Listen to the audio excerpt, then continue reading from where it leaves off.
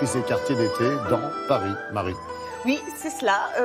Et on a voulu en fait angler un peu le sujet sur le marché du cinéma chinois, qui est le deuxième juste derrière les États-Unis. Et figurez-vous que pour ce premier trimestre, ils sont passés premiers au monde en termes de box-office.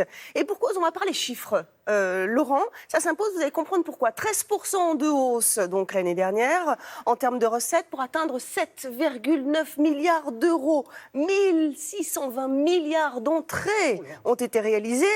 Il faut quand même préciser, Laurent, que c'est en Chine, là où il y a le plus d'écrans de cinéma au monde, avec 50 800 écrans. En comparaison aux États-Unis, il y en a 40 000. Cette explosion, figurez-vous qu'elle est due à un gros blockbuster. C'est le plus gros film de l'histoire du cinéma. C'est Wolf Warrior 2, c'est un gros film d'action. Le chiffre engrangé est colossal. 571 millions de dollars, c'est du jamais vu. Ce film, bien sûr, a été projeté au Festival du cinéma chinois en France avec des invités de prestige, stars chinoises, entre autres Liu Ye, j'espère que je l'ai bien prononcé, qui lui est marié à une niçoise, et Costa Gavras, qui lui a été donc, ambassadeur du festival. Il a fait un petit séjour en Chine juste avant, et il connaît bien le marché chinois. Regardez.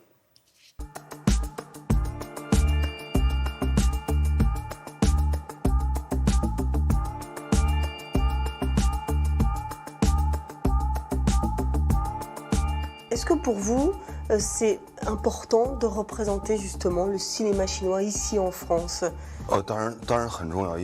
Bien sûr, c'est très important pour moi. En Chine, nous avons une civilisation millénaire et je voudrais vraiment faire partager notre culture traditionnelle et contemporaine aux spectateurs français.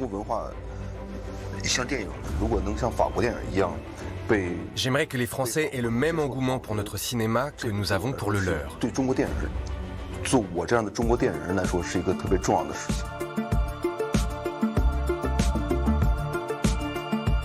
y a vraiment une croissance absolument phénoménale sur le cinéma chinois. C'est en train même de dépasser les États-Unis. Ça vous étonne pas, ça ?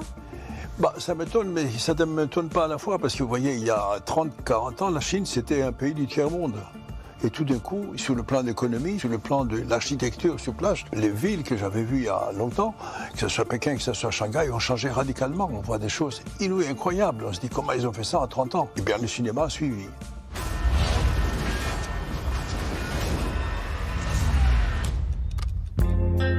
Notre gouvernement attache une grande importance dans le secteur cinématographique. Et ça fait partie de notre culture chinoise. Les échanges cinématographiques avec l'étranger, ça nous fait progresser dans ce domaine. Le budget dépend de l'État, mais c'est l'État finance entièrement le cinéma, et ça, c'est un avantage extraordinaire. J'espère en même temps qu'ils ont la liberté que nous avons, nous. Nous n'avons pas beaucoup d'argent, nous avons beaucoup de liberté. Quel est le film que vous conseilleriez ? Mon coup de cœur va pour le film La légende du chat démon.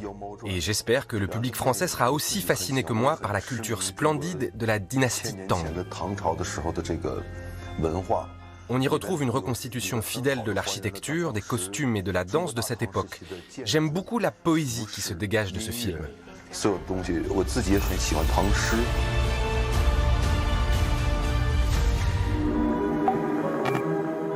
Il faut voir ces films et il ne faut pas les voir comme quelque chose de folklorique qui vient de l'autre monde. Il faut les voir, vous les regarder aussi comme des hommes, comme nous.